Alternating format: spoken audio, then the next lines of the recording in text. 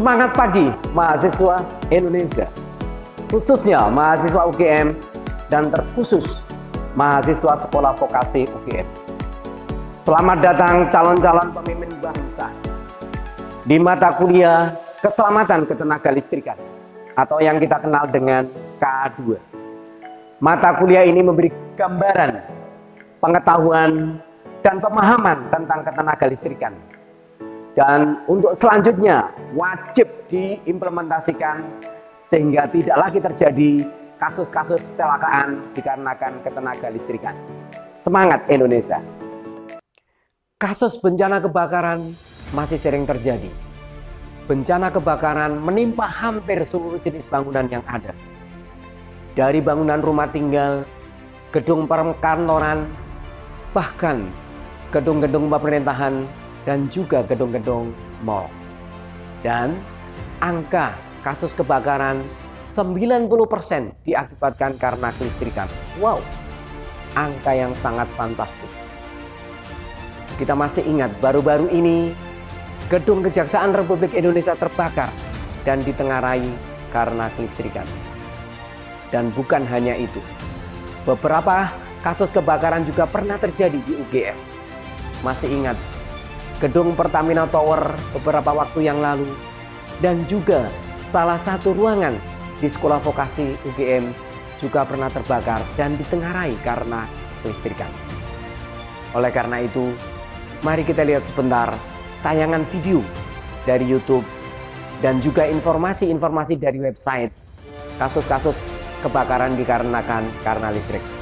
Mari kita saksikan.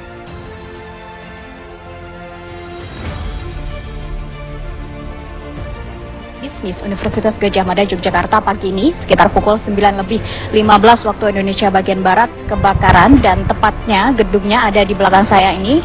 Dan informasi yang kami peroleh, kebakaran ini terjadi di ruang IT atau ruang komputer yang berada di lantai 5 Pertamina Tower di Fakultas Ekonomi dan Bisnis Universitas Gadjah Mada Yogyakarta. Dan proses pemadaman kebakaran sendiri dilakukan oleh petugas pemadam kebakaran gabungan baik dari pemerintah Kota Yogyakarta maupun pemerintah Kabupaten Sleman. Ada 7 mobil kebakaran yang diterjunkan.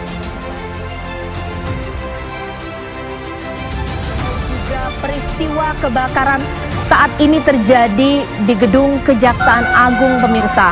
Belum banyak yang bisa kami dapatkan informasi mengenai penyebab kebakaran, gedung atau ruangan mana yang menjadi pemicu terbakarnya gedung Kejaksaan. Tapi kalau bisa Anda di kampus Institut Teknologi Bandung ITB Kota Bandung, Jawa Barat hangus terbakar pada Minggu petang. Sebelum terbakar, saksi mata mendengar ada ledakan dari mesin fotokopi. Gedung program pasca sarjana studi pembangunan ITB terbakar. Menurut salah satu petugas keamanan kampus, api diduga berasal dari mesin fotokopi yang berada di dalam gedung mengalami korsleting. Sejumlah dokumen perkuliahan dan alat-alat kampus hangus terbakar. Karena angin bertiup kencang, api cepat menyebar sehingga nyaris seluruh bangunan.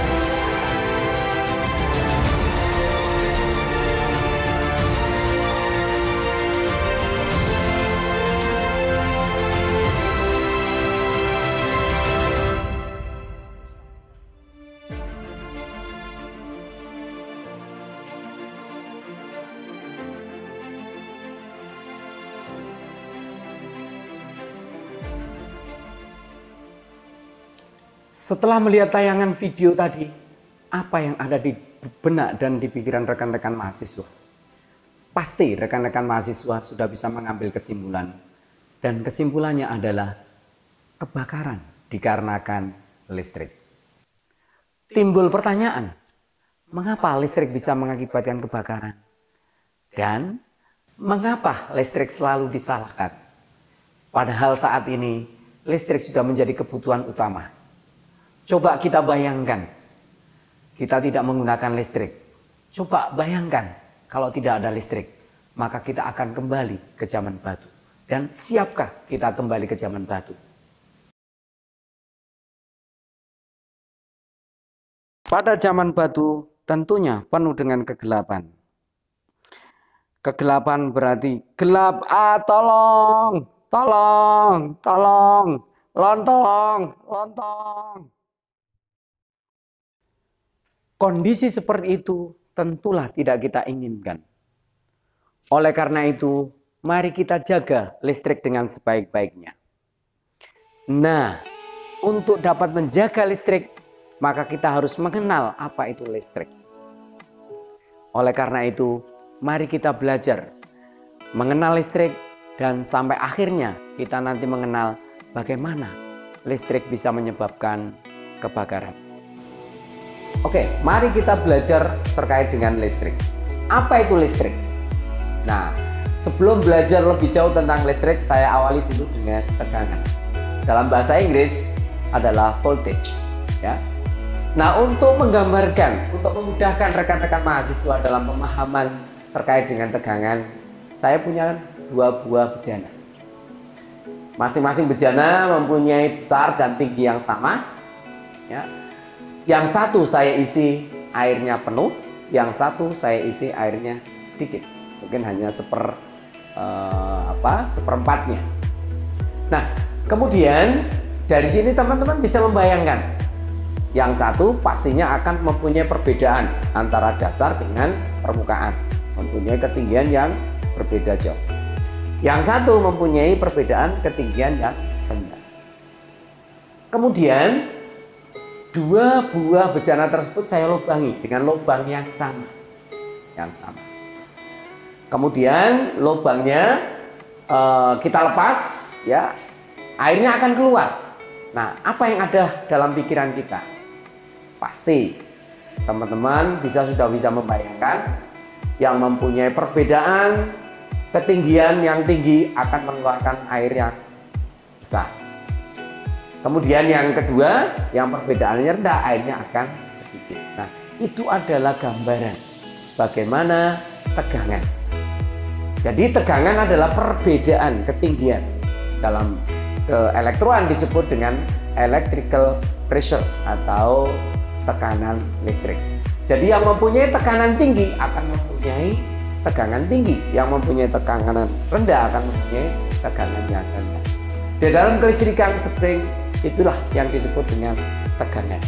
Disimbolkan dengan V, ya, V, factory, ya, V, volt, bukan factory tapi volts. Ya, kemudian dari sini saya terangkum kembali bahwa tegangan adalah perbedaan potensial, ya, antara 2 titik, titik satu dengan titik satunya. Tegangannya tinggi berarti perbedaannya tinggi. Tegangannya rendah berarti perbedaannya rendah. Seperti di rumah kita. Di rumah teman-teman berapa tegangannya? Ada yang tahu? Kalau teman-teman ukur, tegangannya adalah 220 volt. Nah, kalau kita mengenal tegangan, ada 2 sistem. Yang satu adalah tegangan DC, direct current, dan yang satu adalah tegangan AC. Gambar tegangan DC seperti terlihat pada ini. Nah, tegangan AC seperti terlihat seperti ini. Jadi, tegangan kita bagi menjadi 2. Ada tegangan AC dan tegangan DC. Tegangan AC alternating current, ya, alternating current, dan tegangan DC adalah direct current. Nah, bagaimana tegangan dibangkitkan?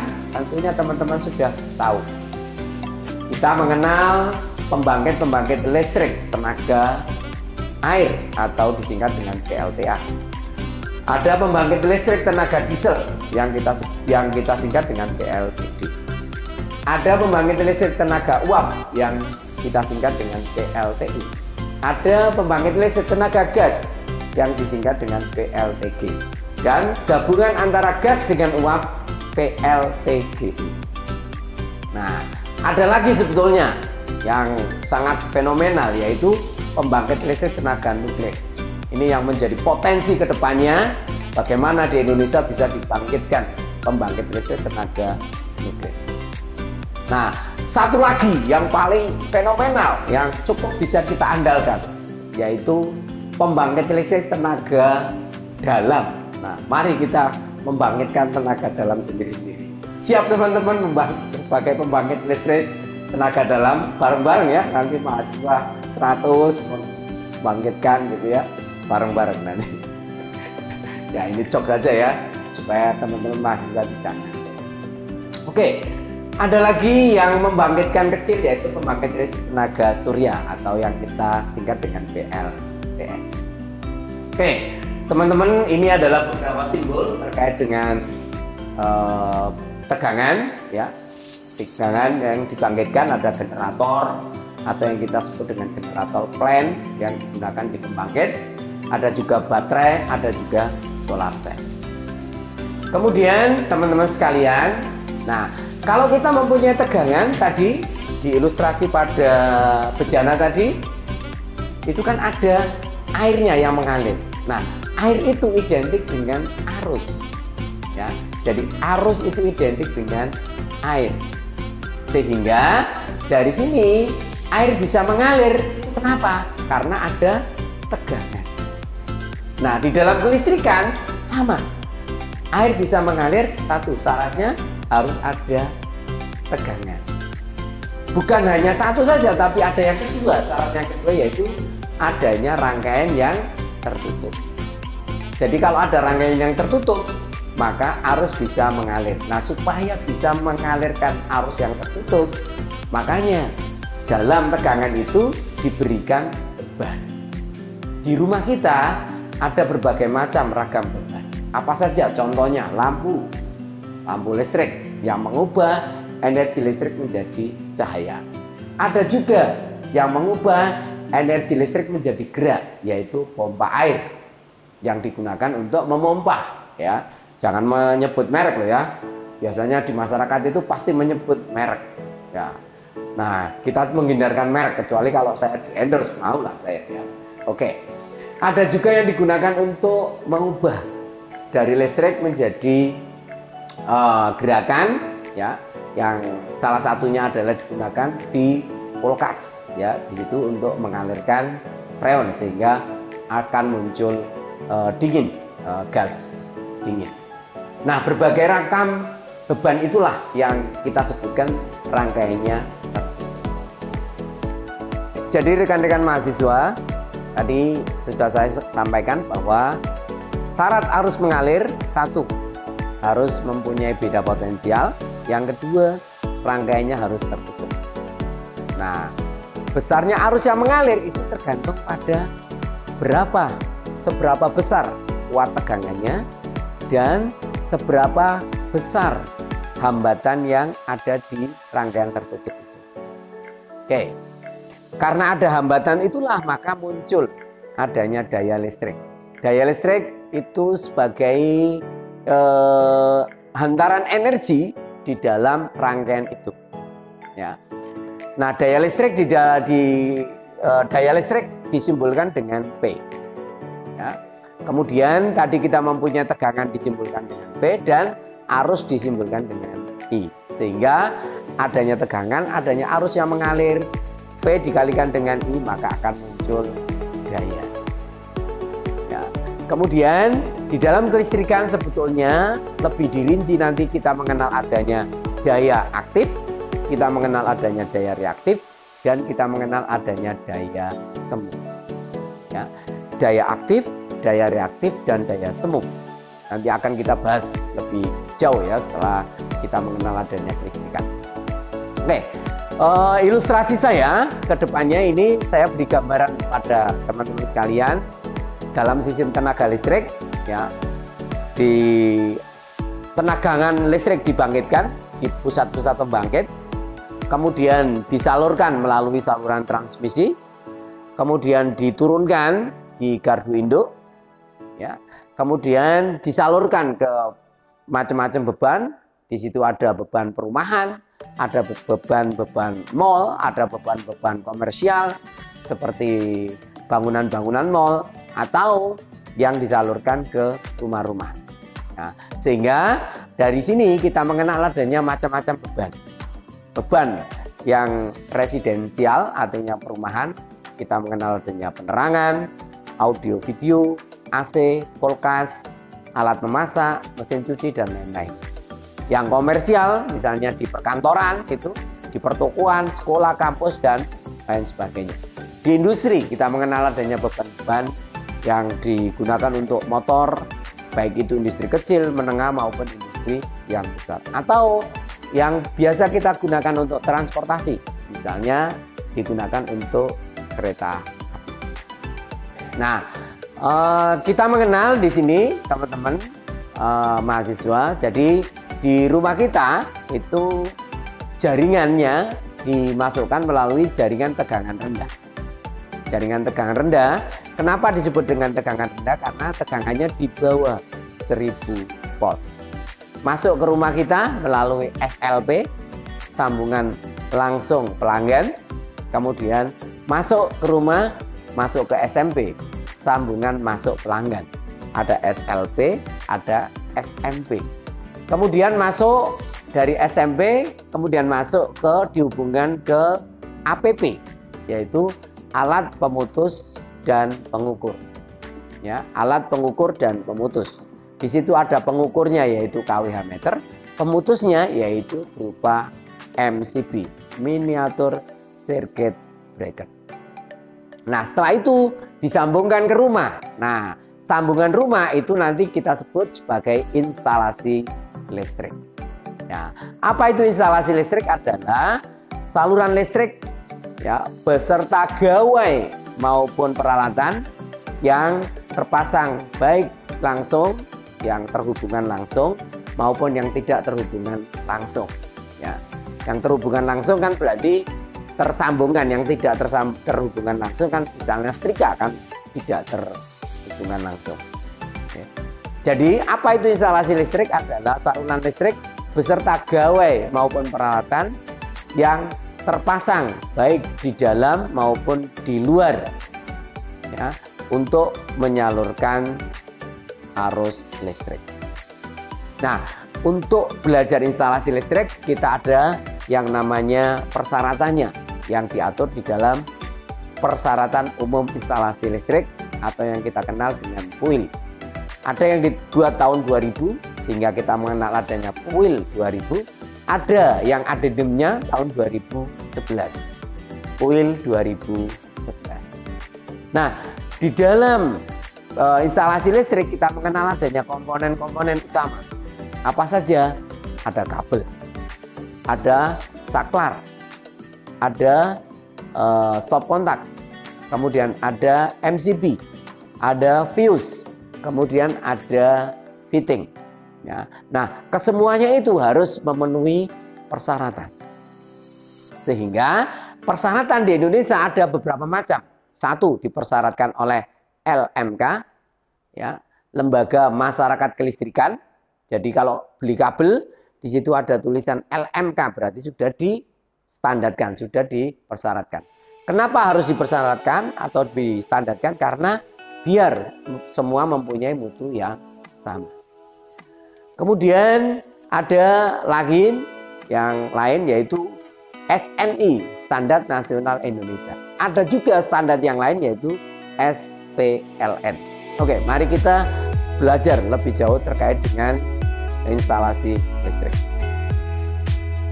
Oke, mari kita melihat salah satu jenis yang sudah distandarkan oleh SNI maupun ada standar SPLN. Salah satunya adalah kabel. Nah, teman-teman bisa lihat di situ. Yang pertama adalah terkait dengan isolasinya, ya, berwarna-warni itu. Yang kedua terkait dengan selubung luarnya, ya, selubung luarnya. Jadi di dalam kabel, di kawat atau di kabel itu ada beberapa tulisan. Nah, tulisan itu adalah cerminan. Bisa kita baca. Satu, SPLN 42 berarti dia distandarkan oleh PLN nomor 42. Kemudian ada tanda pengenal ya dari produsen perusahaannya di situ. Misalnya di Indonesia banyak ya, banyak produsen, saya nggak kepingin menyebutkan, tapi teman-teman nanti bisa searching apa saja produsen-produsen yang ada. Kemudian ada juga jenisnya, kode pengenalnya, yaitu misalnya NYM, itu berarti kabelnya adalah jenis NYM, atau NYY, kabel jenis yang lain, atau NYA. Yang ada di rumah kita biasanya adalah jenis NYA. Kemudian ada tulisan 3x4 mm, itu berarti ada 3 buah inti dengan luas penampangnya adalah 4 mm persegi. Ya. Kemudian ada tulisan 300 garis miring 500, itu berarti adalah tanda pengenal untuk tegangan pengenalnya.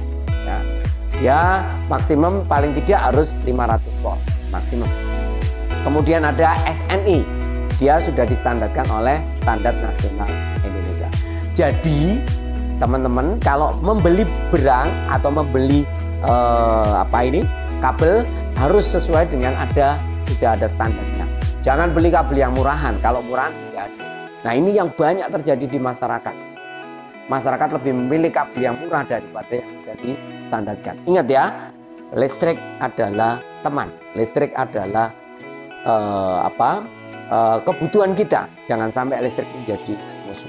Nah, untuk menjadi teman, salah satunya kabel harus kita perhatikan. Oke, kemudian untuk ketenaga listrikan telah diatur di Undang-Undang Nomor 30 Tahun 2009. Ya. Jadi teman-teman, saya ingatkan kembali, tadi kita mempunyai PUIL, persyaratan umum instalasi listrik, yang harapannya di situ adalah 1, keselamatan manusia harus dijamin, ya, menjamin keselamatan manusia dari bahaya kesetrum atau kejut listrik, ya, atau tersengat listrik. Yang kedua, keamanan terhadap instalasinya beserta kelengkapannya, dan yang ketiga, gedung, jangan lupa gedung beserta isinya juga, dan lingkungan. Itulah faktor utama 4K, ya, 4 pilar yang kita harus ingat. 1, manusia, yang kedua instalasinya, yang ketiga adalah bangunan, dan yang keempat adalah lingkungannya. Oke, mari kita lihat bahaya kelistrikan. Bahaya kelistrikan salah satunya adalah terkena aliran listrik atau yang dalam masyarakat umum sering dikenal dengan istilah kesetrum. Adakah di antara mahasiswa yang pernah kesetrum? Gimana rasanya? Enak atau enak banget? Nah, berikut akan saya tampilkan efek yang terjadi jika arus mengalir ke tubuh kita.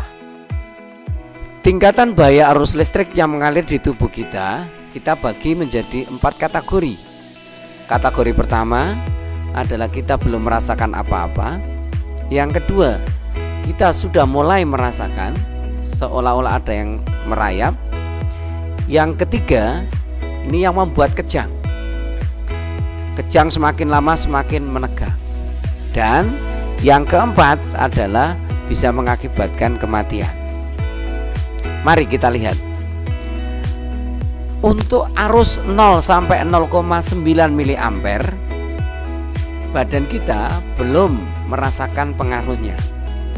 Artinya di situ levelnya adalah level hijau. Kemudian nilai arus 0,9 sampai 1,2 mA baru terasa adanya arus listrik yang mengalir di tubuh kita, dan level bahayanya adalah kuning. Jadi mulai terasa ini ya. Kemudian untuk arus 1,2 sampai 1,6 mA mulai terasa seakan-akan ada yang merayap di dalam tangan. Nilai arus 1,6 hingga 6 mA, tangan sampai siku merasa kesemutan dan level bahayanya adalah kuning. Kemudian nilai arus 6 sampai 8 mA, tangan mulai kaku, rasa kesemutan makin bertambah, sehingga level bahayanya adalah sudah mulai meningkat, yaitu merah bata. Kemudian nilai arus 13 sampai 15 mA meningkat dari yang sebelumnya. Rasa sakit tak tertahankan dan penghantar masih bisa dilepaskan dengan gaya yang besar sekali. sehingga level bahayanya semakin meningkat. Sehingga sampai akhirnya nilai arus 50 sampai 100 mA ini batas arus yang dapat menyebabkan kematian. Hati-hati ya. Jika nilai arusnya sudah melebihi 50 sampai 100 mA, maka nilai arus ini bisa menyebabkan kematian yang ada di tubuh kita. Mari kita hitung berapa besar arus yang mengalir di tubuh kita saat kita menyentuh tegangan di rumah kita. Tegangan di rumah kita besarnya adalah 220 volt. Dan hambatan tubuh kita, Tuhan memberikan hambatan di tubuh kita kurang lebih rata-rata adalah 1000 ohm untuk orang Indonesia. Sehingga dengan rumus I sama dengan V per R, dengan nilai V-nya sama dengan 220, R-nya sama dengan 1000 ohm, maka nilai I-nya sama dengan 0,22 ampere atau 220 miliampere. Dan angka ini pasti lebih besar dari 100 miliampere. Itu artinya 220 miliampere tersebut bisa menyebabkan kematian. Sehingga jangan sampai terjadi. Kalau kematian berarti kita akan tidur selamanya. Rekan-rekan mahasiswa, mari kita lihat kenapa listrik bisa menyebabkan kebakaran, yang terutama pada bangunan. Indikasi pertama adalah karena instalasi listrik yang tidak sesuai dengan poin. Peralatan yang digunakan seringkali tidak memenuhi standar. Atau adanya arus bocor, di mana menurut penelitian dengan arus bocor lebih dari 300 sampai 500 mA itu bisa menyebabkan adanya busur api. Mari saya jelaskan proses terjadinya busur api. Oke, rekan-rekan mahasiswa, ini akan saya jelaskan bagaimana proses terjadinya kebakaran yang diakibatkan karena listrik. Yang pertama, terlihat bahwa kabel listrik, di mana kabel listrik secara fungsinya dialiri oleh arus, ya. Kemudian pada isolasi kabel tersebut ternyata mengalami kerusakan. Nah, saat adanya kerusakan tersebut dan di sekelilingnya terdapat sebuah polutan, dalam hal ini misalnya kotoran-kotoran ya dari debu ya yang banyak terjadi di plafon misalnya, dan adanya pelembaban pada permukaan isolasi tersebut, sehingga dengan adanya arus bocor yang kecil ya, arus bocor kecil tersebut mengalir melalui bagian yang polutif atau yang mempunyai kelembaban yang tinggi tersebut, mengakibatkan apa? Mengakibatkan pada tahap yang kedua, yaitu timbullah bunga api kecil ya saat terjadinya pengeringan yang ada pada polutan tersebut. Bagian yang mengering tak dapat lagi menahan tegangan, sehingga mulailah timbul bunga api listrik kecil pada permukaan, di mana pusat bunga api ini bisa mencapai lebih dari 1000 derajat. Nah, kemudian proses yang ketiga, apa yang bisa kita lihat? Dengan adanya panas yang muncul tadi, maka tempat-tempat tertentu terjadi pengkarbonan, di mana pengkarbonan muncul setelah periode pemanasan. Namun dalam hal ini material isolasinya sudah mulai rusak. Kemudian kita lihat proses yang keempat. Dalam proses yang keempat ini, arus bocor mengalir lagi selama adanya pelembaban pada daerah sekitar arus bocor tersebut. di mana ini muncul sewaktu periode pelembaban berikutnya. Arus sedikit demi sedikit membesar, mengalir melalui permukaan yang rusak tadi. Selanjutnya apa? Selanjutnya masuk tahap yang kelima, yaitu dengan adanya arus yang mengalir tadi, maka terjadilah pengeringan. Nah, pengeringan ini akan menimbulkan ya jumlah bunga api listrik semakin meningkat. Oleh karena itu, pengkarbonan pada permukaan juga akan semakin meluas dan akan menimbulkan kerusakan yang semakin parah. Sehingga tahap yang keenam yaitu permukaan yang semakin lama semakin rusak, pengkarbonan semakin lama semakin banyak. Akibatnya apa? Resistansi yang ada pada isolasi tersebut semakin menurun. Jadi isolasi yang ada di daerah sekitar, ya, misalnya di plafon itu isolasinya semakin menurun. Akibatnya apa? Akibatnya yang ketujuh, yaitu adanya waktu tertentu. Setelah pada proses waktu tertentu, bahan isolasinya bisa terbakar. Dapat terbakar dikarenakan arus yang muncul, arus bocor yang muncul semakin lama semakin membesar. Kalau nilai arusnya lebih dari 300 mA, maka arus ini bisa menimbulkan bunga api listrik yang cukup untuk bisa membakar dari bahan isolasi yang ada di sekitar kabel tersebut. Rekan-rekan mahasiswa yang selalu bersemangat, tadi kita sudah melihat terkait dengan standarisasi yang ada di kabel. Nah, akan saya tampilkan, akan saya perlihatkan beberapa contoh kasus-kasus instalasi listrik yang tidak sesuai dengan standar. Mari kita saksikan.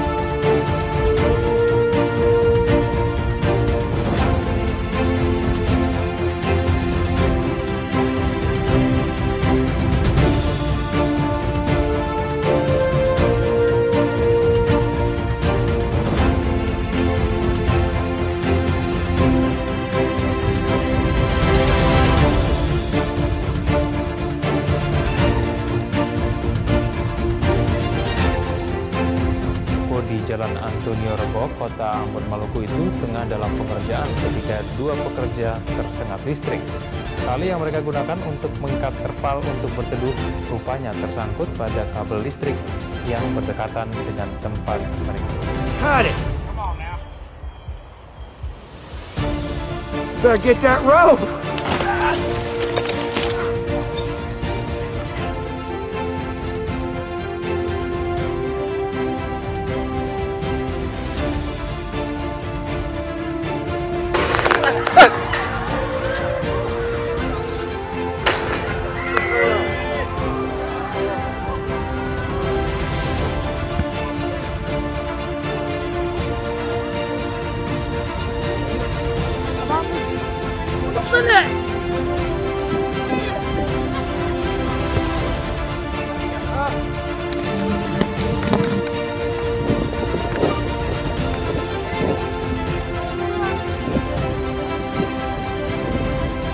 Oke, setelah melihat terawangan yang saya tampilkan tadi, apakah rekan-rekan mahasiswa masih tetap menyalakan listrik sebagai penyebab utama kebakaran?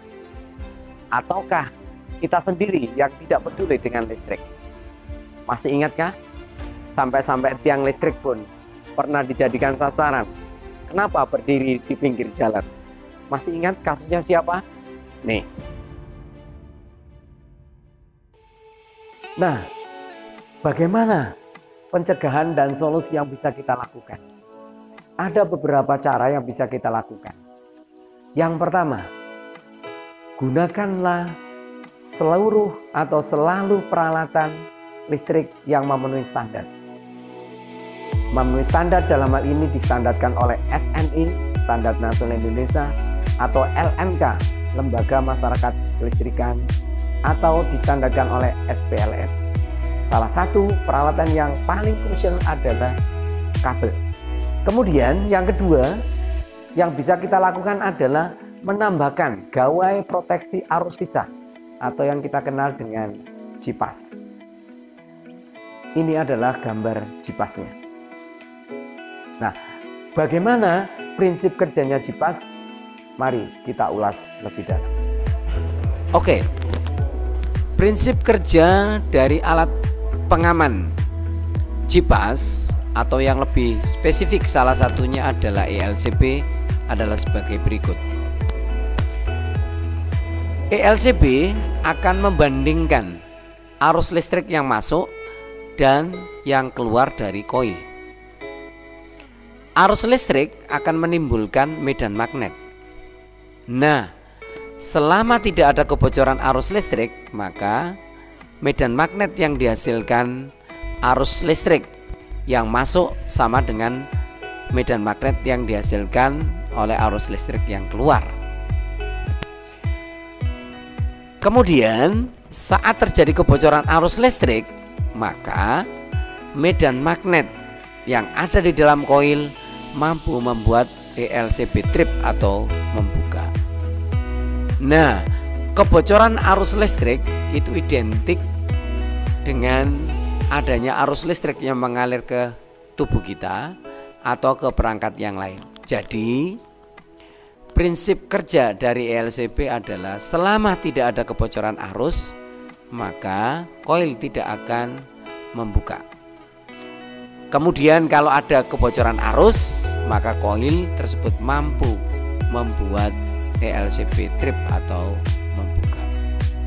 Oke, rekan-rekan mahasiswa, menarik bukan apa yang saya sampaikan terkait dengan mata kuliah keselamatan ketenaga listrikan.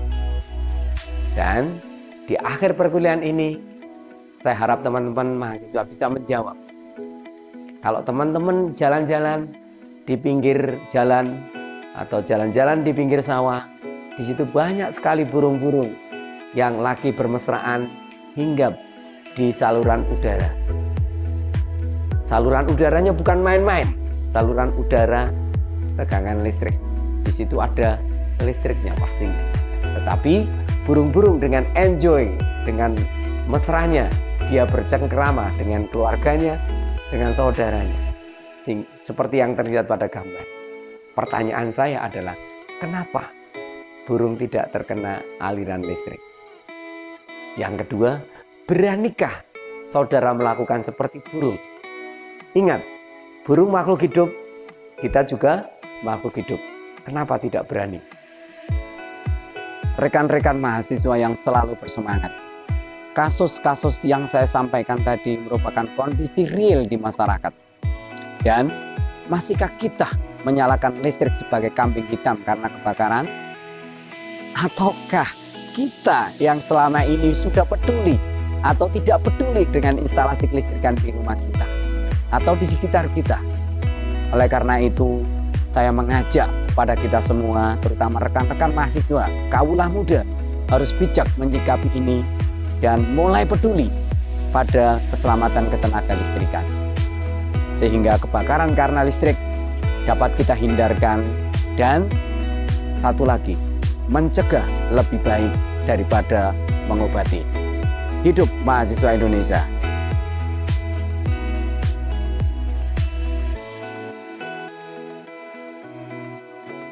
Terima kasih. Salam merdeka.